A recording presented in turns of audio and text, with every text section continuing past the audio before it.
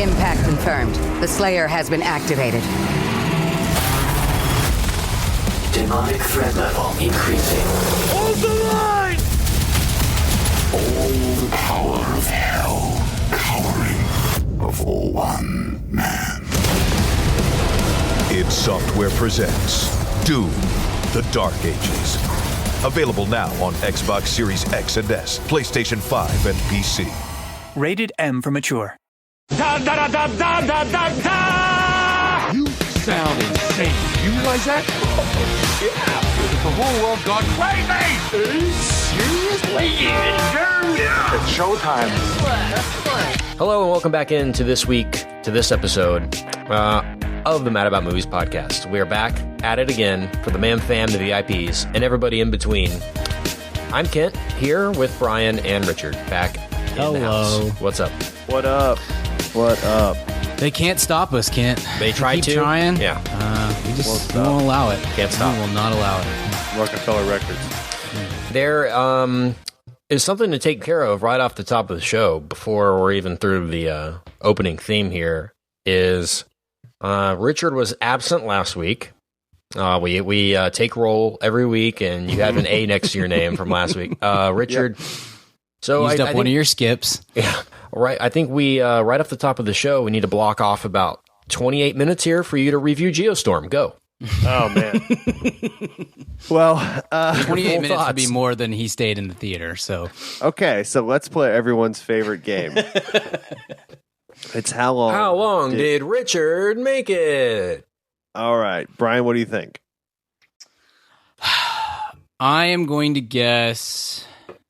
I'm going to go a little longer than I really want to here, just because, as we talked about last week, it is over an hour before the actual Geostorm begins. So I'm going to go 65 minutes. Okay. Kent? Yeah. What's this line I wrote down that I quoted last week? I think this falls in about 37 minutes into the movie. Uh-huh. You definitely didn't make it past the let's examine this satellite and see what happened in Hong Kong line. So that was about 40 minutes. I'm going to go 44 minutes, Richard. Final answer. Okay. First off, I have that line now in script on my forearm. It's just kind of a cool tribal, though. So That's tight. This movie runs at an hour and 49 minutes, and I made it an hour and 49 minutes. Holy moly. All the way through, baby. Oh, wow. Wow. Man, look at you. You're making strides in life. Or you're making strides I'm really back. rubbing off on you. You're going to be watching Bones before you know it. Either you're improving your life or you're crushed the like first really season. hurting yourself. All 49 episodes of season 1. Done. It's like an 80s cartoon that has these incredibly long seasons. I love it. That's a great idea. Yeah, no, I don't know why. Just kind of, first off, it's pretty short. It's an hour 49. So it felt. That's the like only positive you can say about that movie is that it didn't take 2.5 hours out of my life. Yeah. It only took an hour 40. And it was just kind of like, it was kind of Sharknado-y to me. I just didn't. I mean, it's an F minus, and it's so overwrought and silly. And Gerard Butler that's enough out of you. But I don't know why. I just kind of was able to sit there. It just kind of washed over me. Also, I'll say it was augmented a bit by very how do I say this? Fascinating people in my theater that I was very interested in. So I spent half the time watching them and their mannerisms. And so it's not necessarily an accurate representation. But yeah, before I knew it, all of a sudden there was credits, and I was like, oh, I meant to leave this early. And that feeling.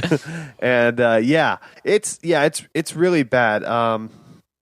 But what I liked about it was good time to release it. Yeah. Yeah. Definitely not Good 8 time. years ago, like right now. Yeah. Yeah. Cast wise, just theme wise, didn't really. But I will say, this I believe will make money. So maybe Geostorm 2. Let's have a look at that. Let's see. No, where we're it at. apparently did huge in China because that Chinese actor in it, they made him the star in all the trailers and posters over there. That's smart. And they're just cashing in. I just read an article about that. 140 million worldwide at this point on a 120 budget. So it'll break even somewhere. It'll break even, down the line. somewhere. Yeah. It won't be a total. Yeah. Hopefully, I'll come back with a sequel where Jim Sturgis gets more airtime. That would be Jim Sturgis preferable. is rough. I hate Jim Sturgis. We gave voice to the anti-Jim Sturgis contingent. We got several tweets and emails and several personal phone calls from listeners who expressed their dislike of Jim Sturgis. So I'm glad that I can carry that flag. Yeah, I recently saw what's the movie about Jeff Ma? The Blackjack one that he 21. did. Oh, Was basically 21. 21. I saw it for the first time recently, all the way through. His American accent's great. So you have that. His narration's even better. So Yeah, the narration that's awesome. So good. And he entered.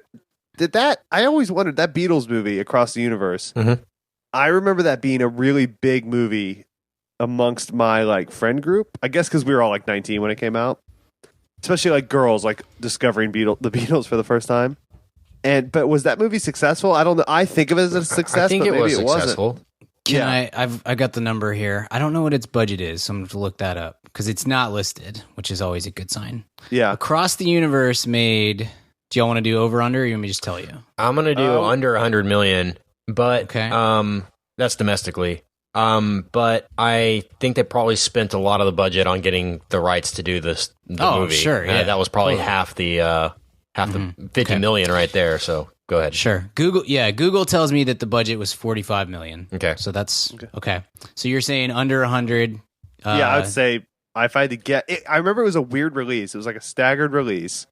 But everyone I knew was talking about that movie. So I'm going to say it made 60 million. I don't feel like people discovered it while it was out. I feel like most of my friends were talking about it when we were all watching it at home and stuff. I don't remember. Yeah, it had a big DVD thing. I happened to I remember exactly. This is such a weird place to see it. I saw it right where you want to see a Beatles inspired musical in Abilene, Texas.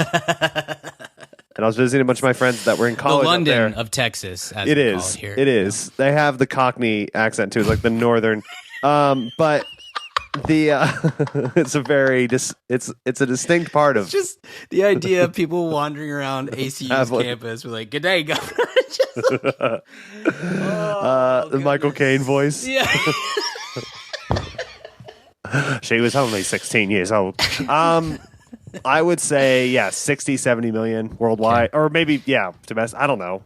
What was Across the Universe on a $45 million budget made a total of $29 million. Yeah, see?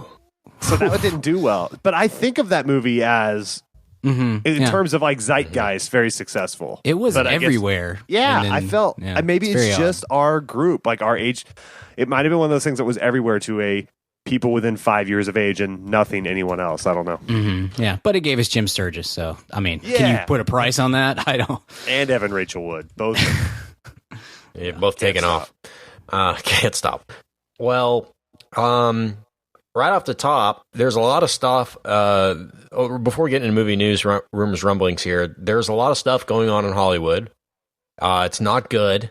We acknowledge that it's happening. I'm referring to the Weinstein, Spacey, Piven, all that stuff, Ratner, and it's weird that these names are the ones I'm naming, but it's all happening. We acknowledge it. It's awful, and we feel horrible mentioning it even, let alone talking about it at length. No one cares what we think about all that. What we think is that it's awful and that it doesn't need to happen, and that if those people involved are banned from Hollywood forever, I think everyone would be a little bit happier. So that's really it as far as that. But I don't feel like we can do this show and talk about the industry as much as we do from week to week basis without at least acknowledging that it's going on and that we want it to stop immediately. And I'm sure the people that are involved will get their punishment for that.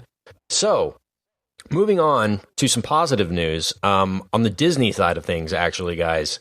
There's 2 Disney notes I want to get to here. First of all, Richard didn't join us last week when we were able to talk Star Wars.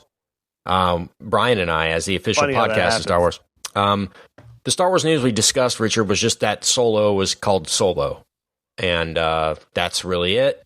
But they bought that. They bought the rights to that title from the Toby Keith biopic. from the Cup Company. Yeah. It's funny because the working title of the movie was actually Red Cup, which is funny. But having said that, now we know why. Can't believe none of us put that together. Right? Just be Solo. Kathleen Kennedy did an interview today on StarWars.com where she kind of talked about Solo and The Last Jedi, and she kind of laid the groundwork for what is to come as far as Star Wars goes. And she mentioned the fact that after Episode 9, they're going to see where things can go with Rey and Poe and Finn and those types, and BB-8 and those types of characters. So I guess that kind of confirms that Episode 9 isn't the end of this timeline, this storyline, and that further Episode 10, 11, 12, and beyond could be involving characters that we know today. So that's cool. And also, she says that they've got everything planned out pretty much for the next decade for Star Wars, and they've yet to announce really anything beyond Solo and Episode 9. So that's cool. Anticipate that. Speaking of The Last Jedi, Disney did lay down the groundwork. I saw this in the Wall Street Journal earlier, that they're requiring every theater in America pretty much to show The Last Jedi on their biggest screen for at least a month. Or they're gonna like sue them, or not sue them, but they get this huge penalty. I think it's a 5%. They get 65% of the cut for those theaters for a month for the biggest theater, and then for the theaters that don't comply, they get charged an extra 5% on top of all the Last Jedi tickets. So that's the power of Disney right there, you know? The same thing happened, I remember, to Quentin Tarantino when he released The Hateful Eight and The Force Awakens came out. And Quentin Tarantino had planned this entire 70mm roadshow, you know, giant screenings all around America type thing. And all theaters were saying was like, sorry, Star Wars is here. And we can't not show Star Wars. Otherwise, Disney will pull all their films from all our theaters. And you don't want to lose Disney if you're trying to make money in the theater business. That's right. So, yeah. Looks like they're pulling that sword again. And Brian, the topic we had last week is how much, at the end of the day, will The Last Jedi probably come down at? This might increase that by just a hair. Could, yeah. It won't hurt, that's for sure. Do they really have to do things like this, though, is the question. No, of course they not. don't have But to do these things, and they can keep a big art house movie or an Oscar buzzy type movie out of those big theaters, and the less out of the big theaters you can keep it, the less people will see them. And so that's it's just crazy to see a company like that swing that big a sword around Hollywood, and that's cool. Yeah, I mean, they can really pull it off this year too, because this calendar, I always look ahead. I'm always looking ahead for like the next 2 or 3 months at a time for like what we're going to do on the show and what we can talk about in the newsletter and the blog and stuff like that. And typically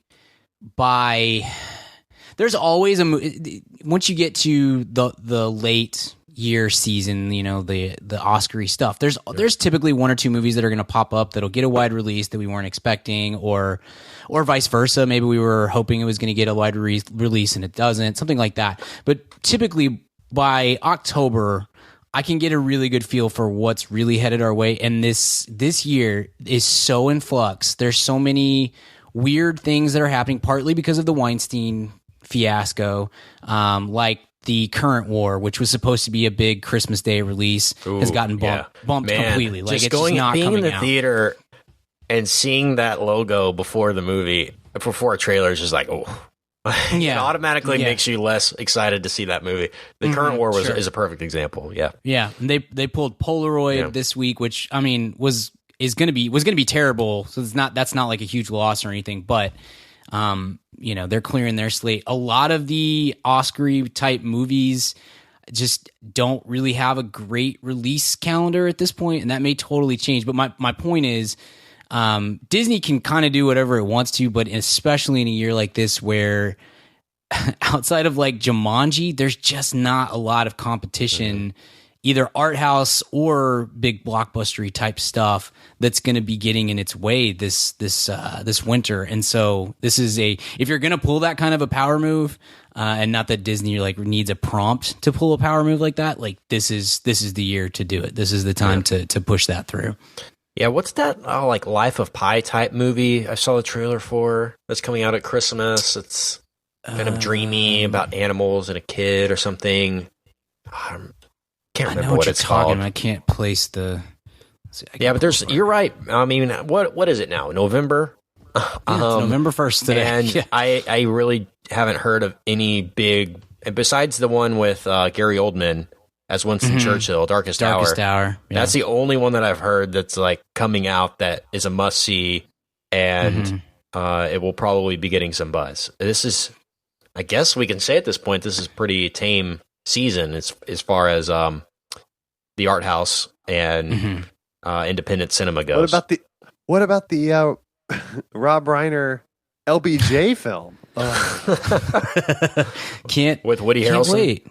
Can't wait. Yeah. Yikes. Yeah. That's Pitch Perfect 3 comes out at Chris. I mean, that'll get some. It's just not a great. The Greatest Showman. Is that what you were talking about, Kent? The Hugh Jackman. Circus movie. Alexander Payne one too. Yeah, Downsizing. No, Downsizing. Yeah. I saw the trailer for the first time at Suburbicon, and I was like, "Wow, this looks awesome!" Like this could be. Sure. It could be Walter Mitty. It could be really ambitious and cool looking, and just kind of fall flat. Or it could be that. What was that one movie with Al Pacino, Simone? Remember that one? Yeah. Kind of has that vibe to it. Or it could be Truman Show. Right, or it could be Truman Show. But I mean, the effects look incredible. I mean, the plot is interesting, I would say the least. Like, you could downsize and your money would be worth more. Like, what do they say? If you make $50,000 here, if you shrink yourself, you'll have $10 million or whatever it is. It's just a cool premise. I did not know about this movie, and the trailer was awesome. So that might be one to circle for. Look out for. Yeah, totally. Alexander that would be fun. Is really good.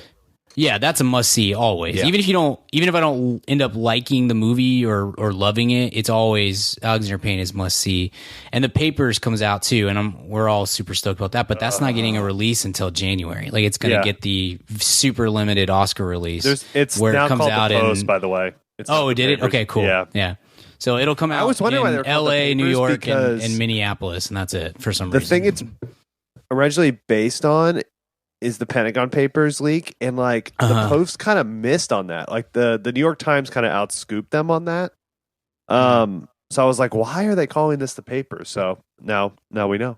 Because it's New York Times. Now it's about the Times and the Post. I don't know what the angle is on it, but the Pentagon Papers were mostly this guy in a hotel room, like going through and transcribing these documents for the New York Times. It's a pretty cool story in itself. You should look it up. But I don't know where the Post plays into that. Whereas Watergate is more that. But I'm pumped. That cast is unreal. Sure, Brian. When does this? The director's okay. The director sucks, but everything else looks cool. Hopefully, they can overcome. When does what were you saying, Kate? December 8th. This Tanya Harding movie. Did you see the trailer for this? Yeah, that's I haven't seen awesome. That. People like Margot Robbie looks great, and freaking American Treasure Allison Janney. Like, watch the Red Band trailer for this. She's gonna be. They're both gonna be nominated for this. I can call it now.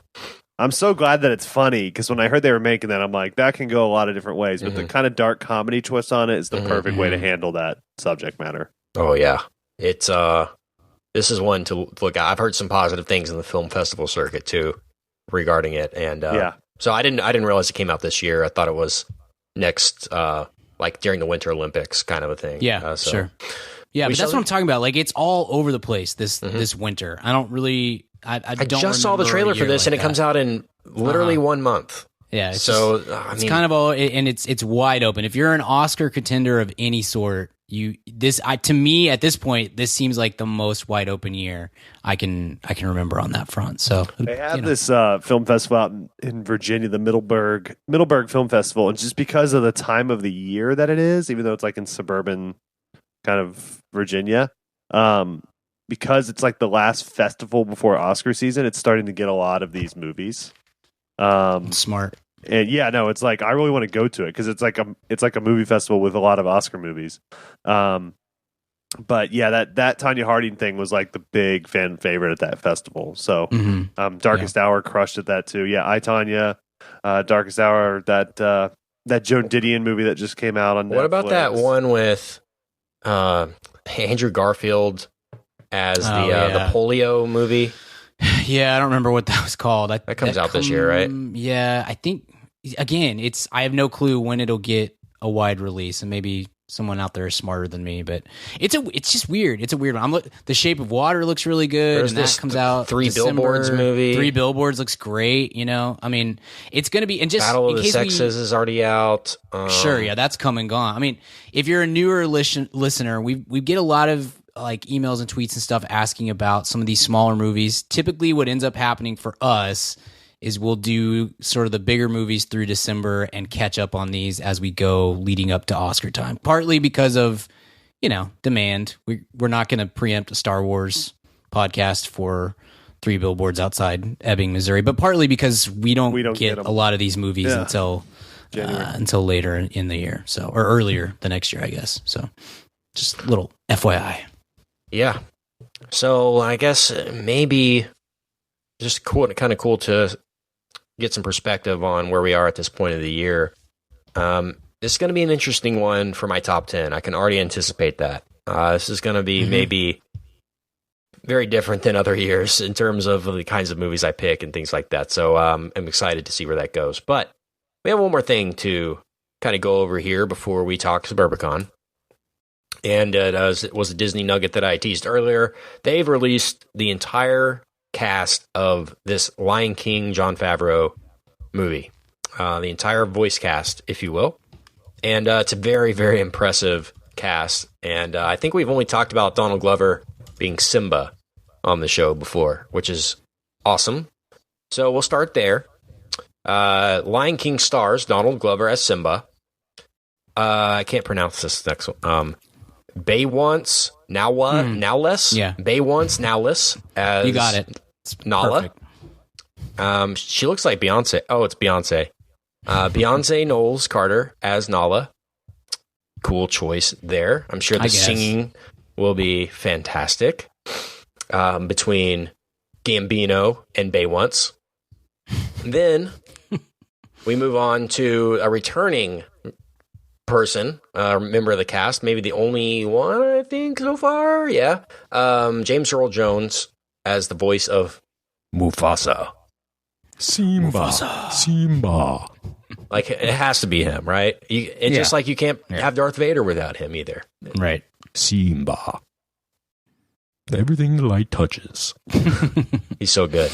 So James Earl Jones coming back. Then we get Chiwetel Ejiofor as Scar. Yeah. Made famous by Jeremy Irons in the original. Chiwetel as Scar in this is going to be awesome. Very cool. Get it. We have Alfre Woodard as Sarabi, which I think is Simba's mom, right? Yeah. His mom. Yeah. Okay. Then this is funny. This is where we get the secondary kind of accent characters here. We'll start with Billy Eichner as Timon. Perfect. Seth Rogen as Pumbaa. Also perfect. So Billy and Seth as Timon and Pumbaa. So high.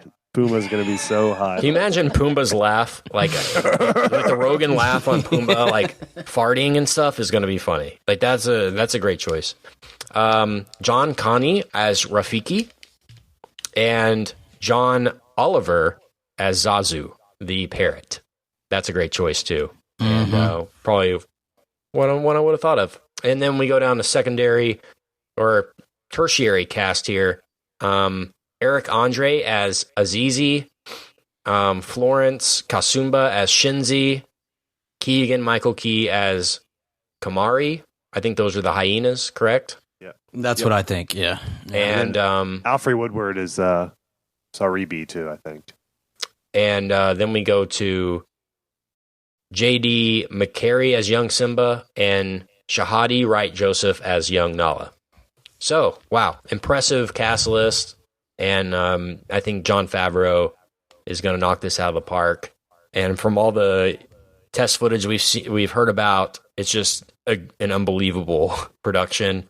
They showed the Circle of Life sequence to shareholders and Disney executives and things like that at the Disney Expo this past year. And me too. If you go to Disney World 3 times in a year, then they send you free stuff like this. So, you've seen it? It's pretty awesome. Pretty awesome. Let me tell you. Wow, that's awesome. It only cost you $33,000. Yeah, but totally worth it. Totally worth it. Yeah. I'm probably most excited about. I mean, this is a great cast with Timon and Pumbaa and Zazu and Scar. I'm most excited probably about Beyonce, just like I said, because of the song aspect. Yeah, it's gonna be awesome.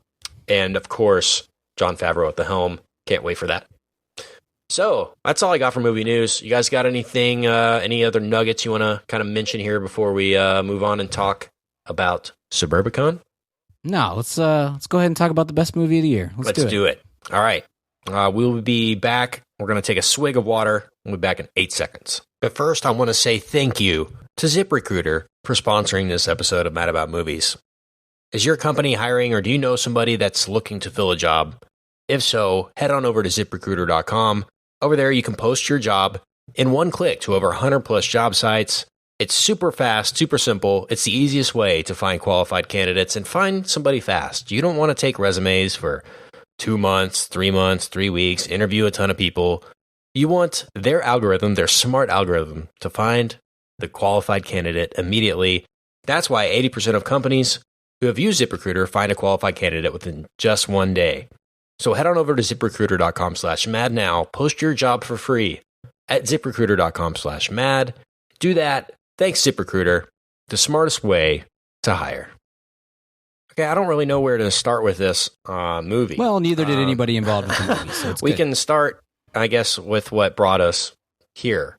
We were looking for movies that aren't blockbusters. We're looking for movies that bring something else to the table. I guess I'll say that this year. It's been a very consistent year in terms of big budget.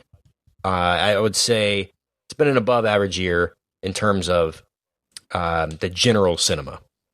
But, like I said, it's a little bit lacking in the independent cinema front. And I think a movie like this, there's always a place for every year.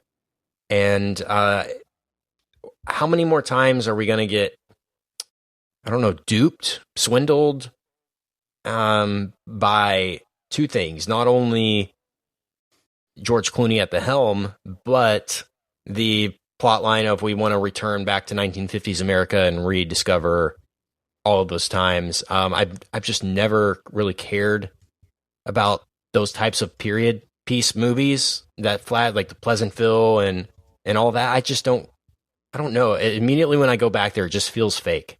I don't know if it's because it's so different or they just don't shoot it right. I don't know, but I always am taken out of the experience when a movie is set in those times. So I'll go back to George Clooney, and we'll go to general thoughts here. I kind of see what he was doing here, but I kind of don't. At the same time, he made a few comments that I'll mention later that make me think this whole thing could be a sham, to be completely honest with you. But I just, why? I don't see why this movie exists. I see what it was trying to do. I think it fails miserably. It's two movies basically put onto one, or one movie with about a half episode of a really bad TV show thrown into it. It's just plots that don't really intertwine. It's shoehorn stuff in. It's characters that you never really care for. It's boring. Above all, it's just really boring. I guess that's what I can say. It's shot really well. I can say that. George Clooney certainly knows how to light a scene and how to work a camera, but I'm not convinced that George Clooney knows how to tell a story. And I put that out there on Twitter right after I saw this on Friday. It's just like, why did I just waste my time? I just feel like this would move. There was no point for this to exist. It had nothing to say, and it wasn't entertaining. And somebody replied to me and said, well, you can't forget Good Night and Good Luck. And I'm not forgetting that. That's a good movie. I have it on my shelf. Yeah, it was 10 years ago. It was 10 years ago. 12 years ago. And I said, major league hitters can hit, get 2 hits out of every 10 pitches, but it doesn't mean you're a good hitter if you get 2 hits out of every 10 pitches. So right now he has 1 hit, really. I guess Confessions of a Dangerous Mind is a positive. But I don't want to talk about his other movies. We would waste way too much time if we want to go back and critique those. But this is not a step in the right direction, and it's a disappointment for all people involved, really talented people. We love Damon, we love Julianne Moore, we love Oscar Isaac, we love the Coen brothers, but this is just disappointing. It's right along the Monuments Men for me. It's right up there in terms of Monuments Men was definitely more for me because of the people involved and the subject matter, but this is just as bad as that movie, if not worse. Brian. Yeah.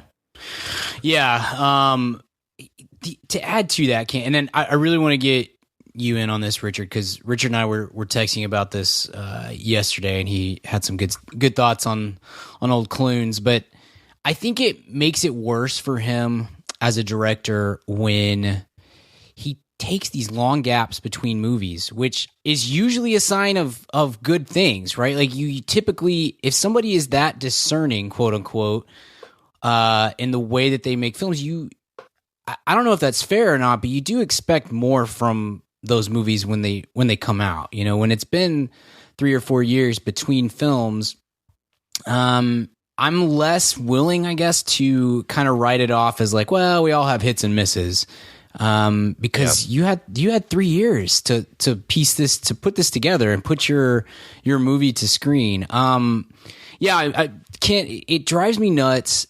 This is one of my biggest pet peeves with movie watchers in general is when you fall back on like, well, but that guy had a really good movie one time in 1995 or something. I'm like, okay, cool, that's great, and I appreciate that movie. Good Night and Good Luck is a great movie, but that doesn't. And I like Confessions of a Dangerous Mind. It's a solid film, but it's not, whatever. Regardless, Good Night and Good Luck is a great movie. He has not done anything of not just good, but like of these 4 movies, Ides of March is the best of the 4, and that is one of the biggest disappointments I've ever experienced in a film. It's just like, okay, cool, you made a great movie, but that was 12 years ago, and I don't understand the mentality of, well, he did one good thing, so we have to keep him locked in this category where we consider him a great director. He's not. I don't know that he's even a good director, and this is to your point. He seems to understand the camera angle, but he knows how to shoot a movie. He knows how to produce a movie. But it looks at the end of great. The day, can you tell a story? At the end of the day, it's your job to, in the edit bay, to tell the story. And I just don't think he has the instinct to do that. Whereas somebody like Spielberg or somebody like that, it's all they do. They can't do anything but that. It's just something you have or you don't have. And who knows? Maybe he got lucky with a good script a couple of times. Maybe he just got lucky. I don't know. I don't know how he did it before, but But the Monuments Men certainly has the subject matter. Certainly has the actors. So what went wrong? It's you. Yeah. He's in a weird spot too, because I think it's carrying over into his acting side of things as well. I don't know if it's just the inability to pick scripts or what, but it's concerning on the acting side as well. But he could stop directing today, and he could continue to be in pretty much whatever movie he wants to be until he has like 10 bad movies in a row, because bad movies in a row, because he's George Clooney and because he's beautiful and people, we like him. And so he can continue to do that.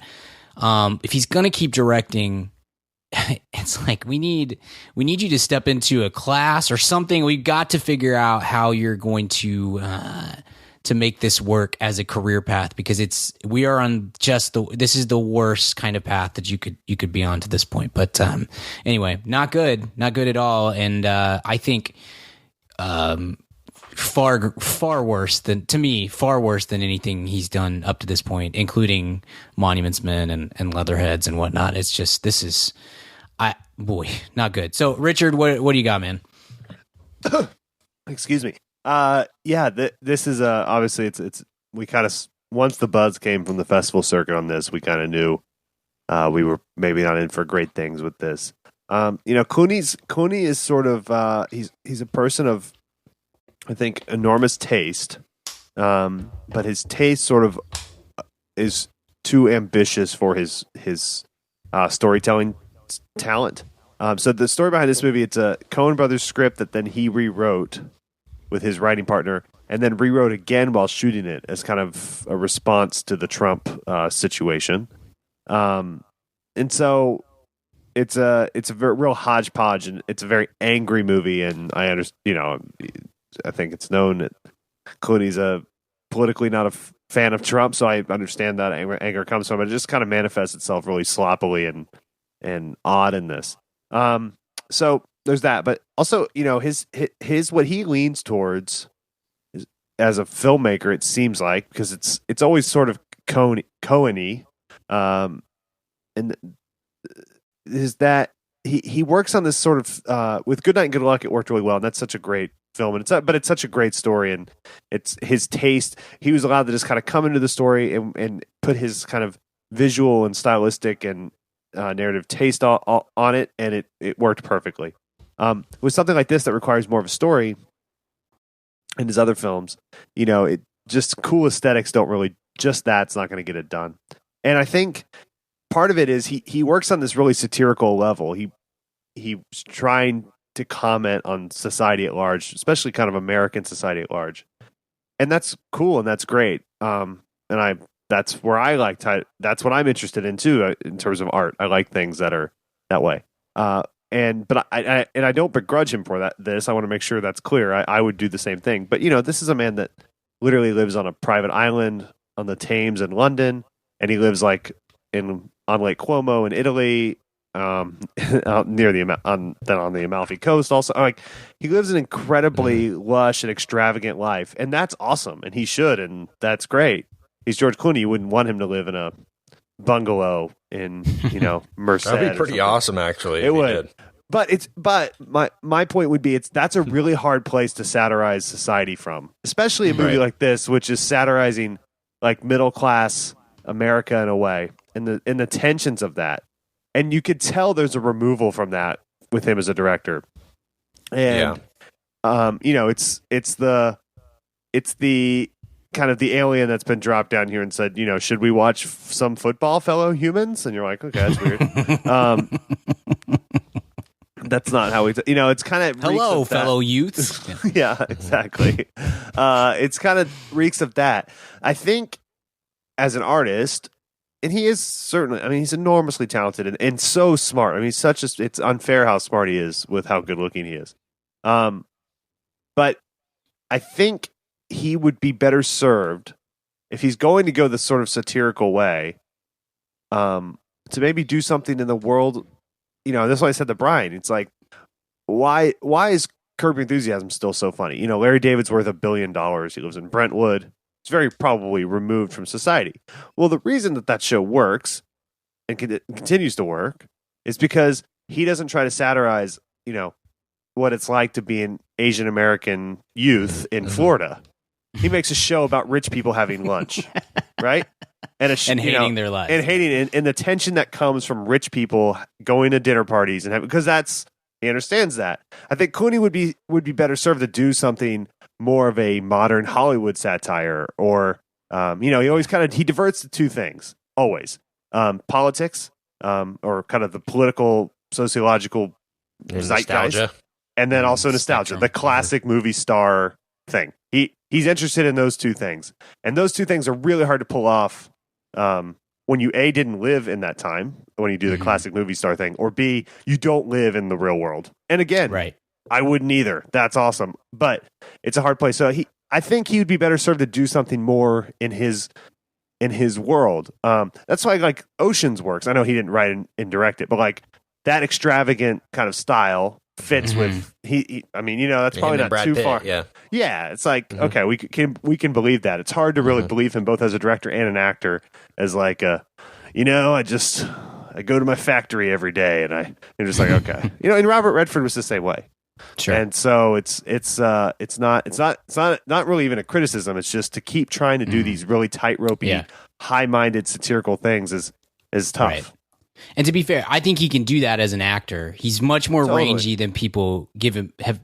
He plays George Clooney in every movie, but he's rangy within that, I think. And you can look at Up in the Air or The Descendants or something like that and say he's still very good. Gravity, even for his short screen time in that, he's very good. He's very good in these roles, and he doesn't have to just do. To your point, where like he doesn't have to just satirize Hollywood as an actor. As a director, he's got to find a place where, I don't know, maybe can you just like get a couple under your belt, bro? Like do a couple things that are kind of that are maybe a little kind of easy. Get some momentum going before you step out here and try to do these things that you're just not accustomed to. Or You're work not with there. a killer, or work with this killer screenwriter, and don't try to art her. Right.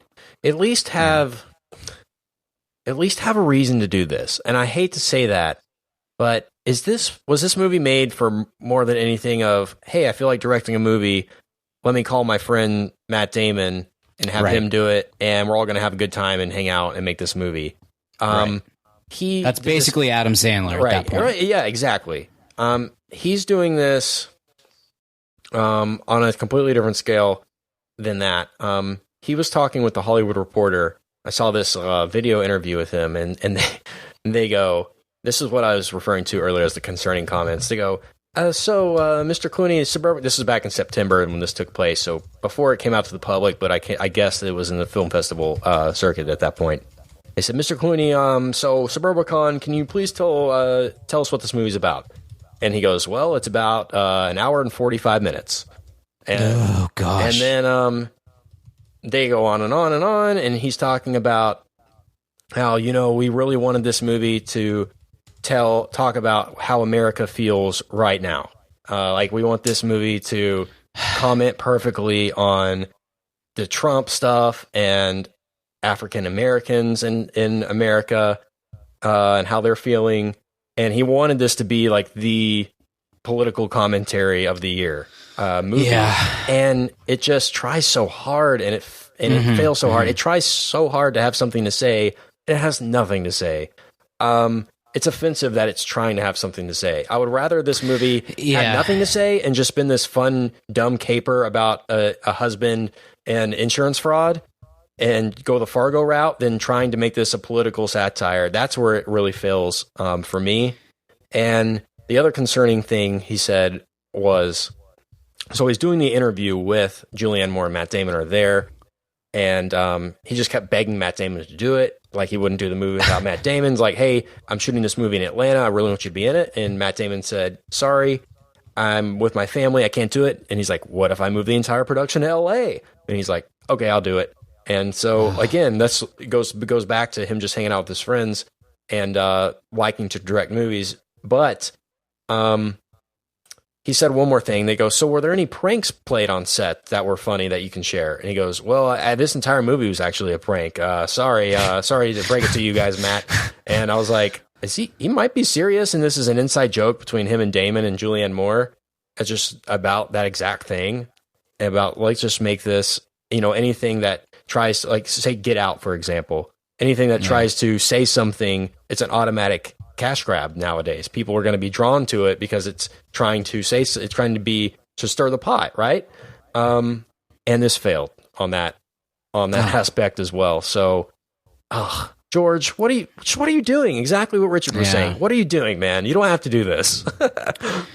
Yeah, and I didn't know about the scripting issues and the rewrites and all that sort of stuff before I saw the movie, but even if I hadn't known that, in the research afterwards and talking to you guys and stuff, I would have come on and said, this feels like a movie that was retrofitted post-election. And that's very obviously what happened. And look, I give him credit for trying to be, I don't know, like if what's happening politically offends you, I admire the willingness to step out and try to say something. And I think he wants this movie, and more importantly, I think he wants to be kind of like a voice for the people. I respect that, and I admire that desire. But this is not the way. It's not the way to do it. It's not the way to do it. Retrofitting a script to add in what becomes at times the A story, not just the B story, and it doesn't fit. It's just so shoehorned in there. Like you said, Ken, at a certain point it becomes offensive on that front. And if this had been just, this is 90 minutes long, it's just it's kind of like a dark comedy, then fine. And I imagine it was a dark comedy when the Coen brothers handed it off. But then through the rewrites, and then once you add in the B story, again, the B story doesn't work, and it feels really, really forced. It's bad. But maybe, honestly, truthfully, more importantly, it's not funny. And dark comedy, when dark comedy isn't funny, it's one of the most it takes you out of the movie immediately. And the opening credit was pretty. I thought it was a cool opening credit with them introducing I hated that. Suburbicon. Suburbicon. I hated that. Yes, I dislike that style. Yes, it is very cliche, and I dislike that style. But coming in with the expectation of this is going to be a horrible movie, unfortunately, and then with that open, I was like, okay, I don't. That didn't make me laugh. It didn't make me happy, but I didn't hate that. And if it can just strike that tone of like C+, then I'll be pleasantly surprised with how this turns out. But that's the most. This is saying something. I think that's that first 2 minutes is the most clever part of the entire film, and that's that's rough. When that's the best thing in it, you're in some real trouble. There's I don't know. There's one scene at the end that's a good dialogue, just people sitting at a table scene at the end that I think this movie could have been a C+ if it didn't have that B storyline, Brian. Speaking of what you said, the movie opens with this, welcome to Suburbicon. Meanwhile, African Americans moved in. This could be trouble. And then it goes to this Matt Damon storyline for like the entire movie, and then flashback. Meanwhile, back at the African Americans' house, they're having a riot there. And then it flashes back to Matt Damon, and that whole storyline wraps up. And then it's back to the African Americans at the end. Like, this is somehow supposed to connect. I guess maybe the only connection I could see or the point he was trying to make there was everyone's so distracted by the wrong thing that all this crap's going on and nobody knows it. Yeah, that's everyone thinks that it's perfect, but in fact there's a ton of crap going on. I understand that, and also so but that's not clever. No, it's not done cleverly. Shouldn't have been done in this movie. Yeah, it should not exist in this movie. It's exactly this movie right. should have been the family and the insurance fraud and the robbers and the should have been like Home Alone mixed with Fargo in the 1950s. It's just kind of weird, dumb, stupid, cheesy music and narration and all that. It maybe could have worked then as a C, like you said. The thing that again, I'm going to go back to. I'm going to keep harping on this because this bothers me. This bothers me greatly. Is Richard there, by the way? I haven't heard his voice in a while. Are you there, Richard? I'm here. Okay, I'm here. Cool. Sorry, I'll throw to you in just a second. I'm sorry, Rich. I see this a lot.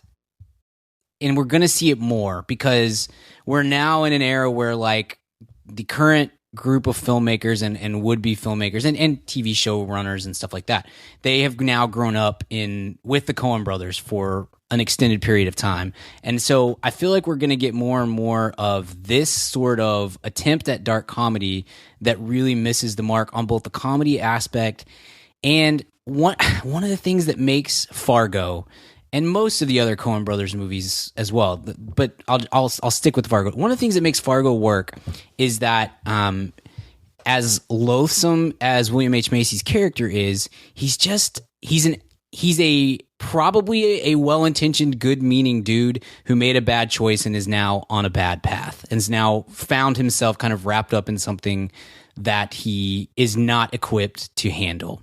And in that, you can still see, it's not just that you're like waiting for him to redeem himself. That's not necessarily the pull or what makes that, that character click or that storyline work, but you can still, there's still there's a shred of humanity there that you can continue to like root for or just kind of watch spin out of control, and you're not actively like, man, I can't wait for this guy to die, And that's how Matt Damon is in this movie. I love Matt Damon. Matt Damon is one of my probably 5 favorite actors in the industry. This is a wholly unlikable role, and you can do that. He can do that. He's a very good actor. He can find ways to do it. But the way that the character is written, the way this movie is cut together, and even to some extent his performance, by the end, you mentioned that last scene, him talking to his son and stuff. I could not have cared less by that point. His character had gone over the hill and past the deep end of any shred of humanity by that point. And so I don't care. If I care, it's an active rooting of like, please let this person die so that we can be done with this movie. And I feel like that's the exact opposite of what you typically get with a Coen Brothers movie, which is what this, blanketly aspires to be, Yeah. Richard, anything on your mind? Yeah, it's just such a, this is in a lot of ways a harder movie to sit through. I cringed more at this probably than Geostorm because sure, it's such a cynical, like hodgepodge of kind of lazy criticism. And then B, it's like kind of high-minded about it. And it's like, seems... Yes. And so you're just like, oh, this isn't... I can't imagine... I don't know if you see this in editing and then you... and go, oh no, what have we done here? And then it's essentially, gosh, if you want to see something like... If you want to... I can't imagine when they finished this probably end of the year last year. They were editing it in the spring. And like you said, Kent, the ideal was, what does it feel like to live in 2017 and be angry? And how do we show that in terms of a film? And how do we show this? And then how do we show the visceral anger and the violence and the feeling that a lot of people feel on both sides, about whether it's a political anger or a societal anger about losing your jobs and things like that. How do you show that? And then Get Out comes out and you go, oh, yeah, that's what we should have done. You know what I mean? Like, it's just so much more graceful and smart and interesting and clever. And it's just such a better version of that. I can't imagine being George Clooney and seeing Get Out and being like, oh, and I have to release this thing in 6 months. Oh, well, that's going to be funny. So anyway, yeah, it's nuts. Gosh, some of the payoff, like you're talking about, Brian, and you just want people to die throughout the entire movie. But some of those moments come, for example, I guess we can go to spoilers now. No, spoilers, if you haven't seen this, it's probably not in the theaters anymore, so too late. There's a scene where one of the robbers, basically the only interesting character I found in the movie was Oscar Isaac's character because he brought so much to it. He was the only hint at anything funny or lighthearted in the movie or likable. And he dies almost immediately. So that was a good choice, George. And then, so Matt Damon goes to bury that character and he encounters one of the other robbers that is kind of hunting them down. And then the robber just gets hit by a fire truck. It's like one of those movies where it's just all this build up and then, like, how dumb was that? How stupid does it make the audience feel when they sat through all that and then a fire truck backs over the guy or whatever? I'm just gosh. And I think that all of that was designed to make you and he's chasing Javier Bardem and then like, sorry, got hit by a train. Right. It's like what? I guess we'll go home now. I think all of that is designed to be like, to make you, that felt super knockoff Coen-y to me, of like, okay, this guy has done everything wrong, but he's somehow going to get away with it, right? Like, we're going to find a way. He's going to catch all these breaks. Like, all these robbers are dying, except for the fact that this guy killed his wife mostly just out of spite and so that he could get money. And everything he's done up to that point has been horrific. And so, like, he's contemplating killing his son at this point. Like, I don't want him to get away with this. And I don't feel like, and I'm not engaged. I'm certainly not engaged in this movie, but even if I was, I think I would be just sitting there saying, you know, like, I don't want this dude to get away with this. He sucks. Like, let's get him done with. Yeah, you're rooting for honestly nobody in this movie. What you're rooting for is the movie to end and to not have to be watching. For the poor kid to just get out of this unscathed. That's it. That's all there is. You're rooting for Joe Credits to make an appearance. Where the hell's Joe Credits? So the political lineup, I mean, not the political lineup, but the police lineup scene, I felt like that was kind of missed opportunity as well. There's a scene where, so Julianne Moore plays twins, which I don't understand the thing about Hollywood actors playing twins of each other in the past year. Really? Why is this a thing now? Why do we have to... James Franco's doing it on The Deuce, and we got this, and we had Now You See Me. I was like, dude, why do we keep doing this? Yeah. Look, not everybody has a Dylan McDermott / Dermot Mulroney to play opposite of, you know? Exactly. They're the Hollywood it couple. They are for sure.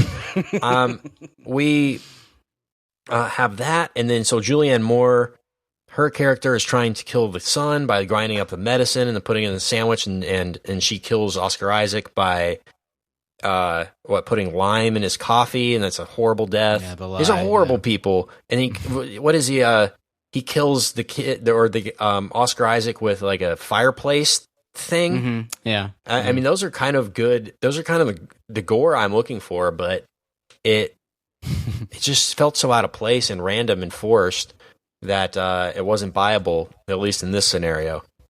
So we have all that happen. And then the scene that I was referring to, Brian, earlier with Matt Damon and the son, and he's basically saying the son, I'm going to kill you, or you need to not tell anybody about this.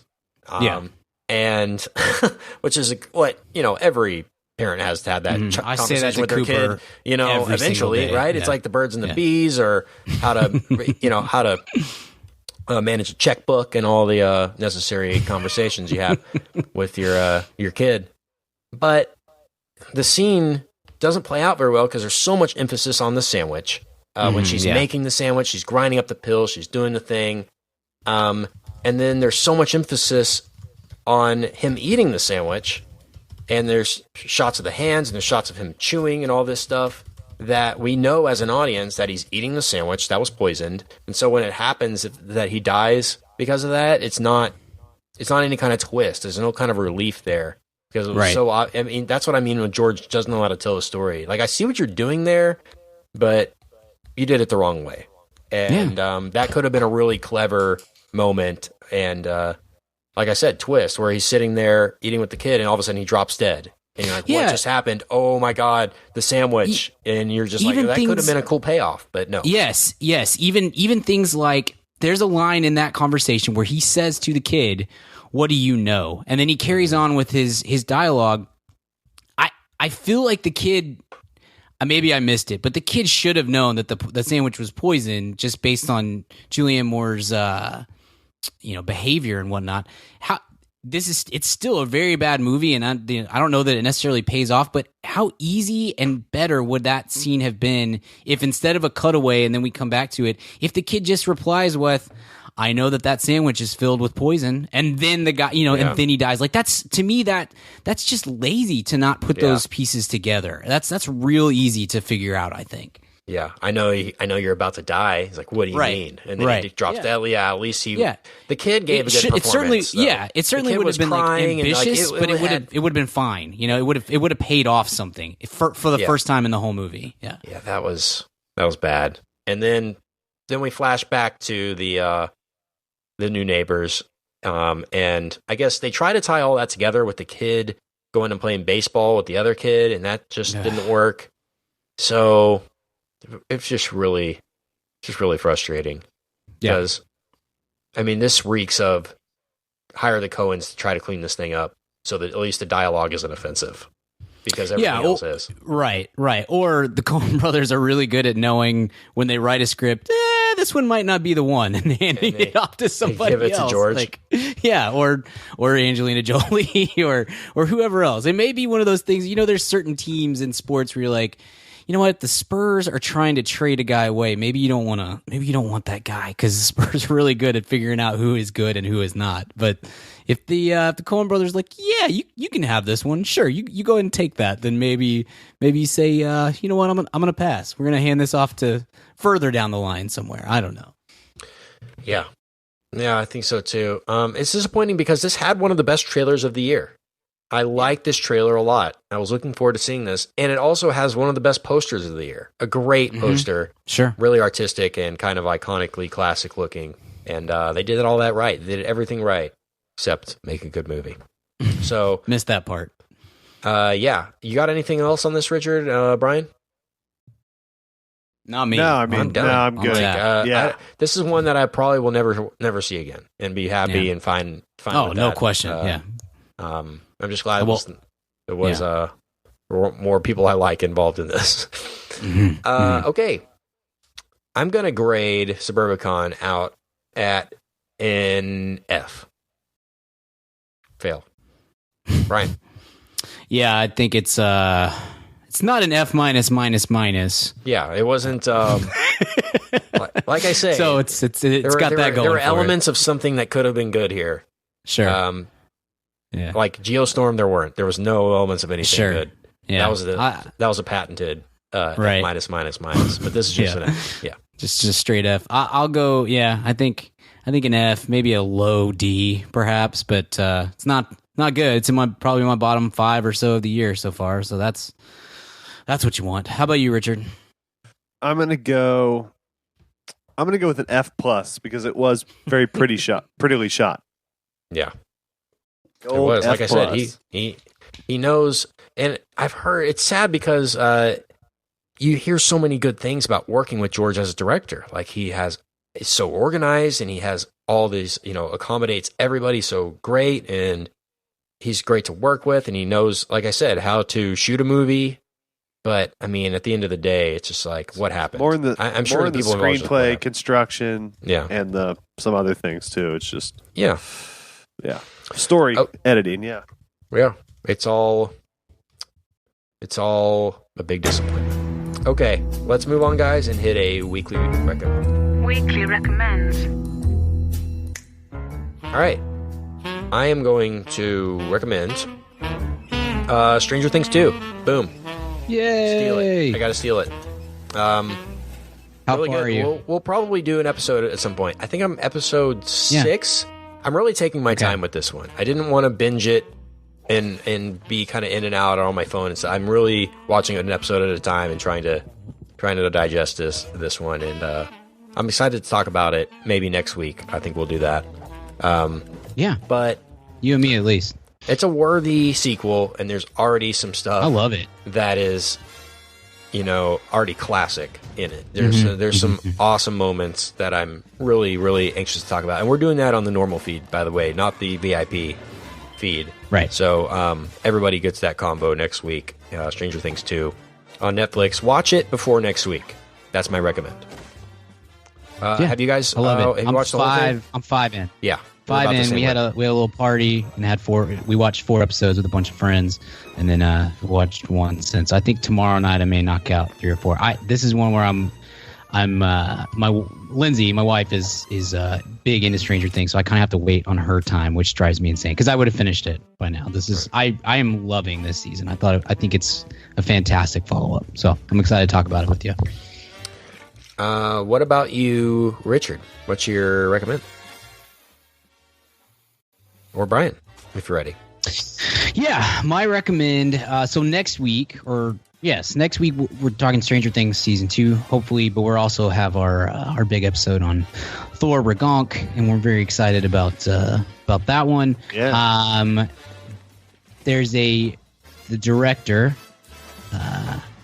Taika Waititi. I think that's how you pronounce it. That's what I'm going with anyway, and I'll get better at it by next week's episode. He's done a couple of movies. They're really good. He's a very good director. I can't wait to see how he operates within the Marvel Cinematic Universe. It's going to be I'm very excited about what he's going to bring to the table. He did a movie a couple years ago called What We Do in Shadows. Yeah, I've seen that. We've never done an episode on, but it's kind of, if you've never seen it, it's like it's a mockumentary. It's like The Office for vampires, basically, and it's hilarious. It's one of the funniest movies I've seen in the last handful of years. It's really sharp and clever, and the performances are all spot on. It's like Jermaine Clement, all the Flight of the Conchords guys, and then a bunch of other. That's the entire population of New Zealand. Right. Yes, exactly. It's so funny. It's on Amazon Prime. If you have that, you can watch it for free, and I'm sure you can stream or binge or get a DVD or something like that somewhere else. But if you want, I think if you want like a taste of what Waititi's like his comedic styling is, I think that's a perfect example. Like, he's really clever and smart and witty. And but he also can do, I think, some of the best pranks within that movie are just kind of dumb humor that they pull off really well, and I love that. So check that out in case there's anybody out there who has missed that. Get on that one. You're gonna want to watch that, I think, before Thor Ragnarok. That's more difficult to say than I would have expected. Richard, what's your recommend? By the way, I always want to make sure we say this because people might. We know it's Ragnarok. It's just there's a Dallas joke is Ragonk. So just so before you send us 800 emails, we should preface that. It's gonna be Thor Ragonk forever. Just get used to it. I know. It's never gonna be Ragnarok. Yeah. So I'm gonna do a recommend of a book. Sorry, I was muted earlier. It's my fault. I'm just a book. Kurt Anderson wrote a book called Fantasyland this year. Came out this summer, fall. It's excellent. It's a 500-year history of the U.S. and like how we're kind of distinctly, what makes us distinct, both good and bad, what makes us Fantasyland. Kurt Anderson he co-founded Spy Magazine in the 80s and 90s. It's like a satirical novelist and stuff like that. But it's a really cool, really interesting look at. It starts honestly with like the Pilgrims and the Salem witch trials and goes through Trump and like all the, and everything from Scientology to Disney to different forms of religion and how they all impact our society at large, for both, like I said, for good and bad. So it's a really, really interesting read. And it's written very funny. So yeah, Fantasyland, Kurt Anderson, check that out. Sweet. Cool. Brian, you did yours. Richard, you did yours. I did mine. That must mean it's time to find out where we can find you online, Brian. You can find me on the Twitter at bgill12. You can find my writing at madaboutmoviespodcast.com. And I have a piece. I like to call it a piece so you know that it's very serious and hardcore journalism. I have a piece coming out on Friday morning that I had a lot of fun writing. So hopefully at least 3 people will read. That's my goal. 3 people who are not related to me to read this piece of work. That's what I want. So look for that on madaboutmoviespodcast.com. Richard, where can we find you? You can find me on all social media on all social media at Richard Barden. That's the Twitters and the Instagrams and Snapchats of the world. You can find me at the Bad About Movies podcast newsletter, which we're cooking up right now to deliver to your inboxes. Kent, where can I find you? You can find me online at Kent Garrison on Twitter, Instagram, Snapchat, and all other social media. Find us at madaboutmoviespodcast.com, madaboutmovies on Twitter, at madaboutmovies, and on iTunes. Hit subscribe. Leave those 5 stars. We really appreciate it. Appreciate Wondery and the sponsor for today. And next week, we're talking Thor Ragnarok. So stay tuned for that, as well as Stranger Things talk. And until then, we'll see you at the cinema in Suburbicon. Goodbye. Meanwhile, at the cinema. Goodbye. Baby, I hear the blues are calling, tossed salads and scrambled eggs. And maybe I seem a bit confused. Yeah, maybe, but I got you pegged. But I don't know what to do with those tossed salads and scrambled eggs. They're calling again. Scrambled eggs all over my face. They're making me yah-yah. Your salads and scrambled eggs. They're calling again.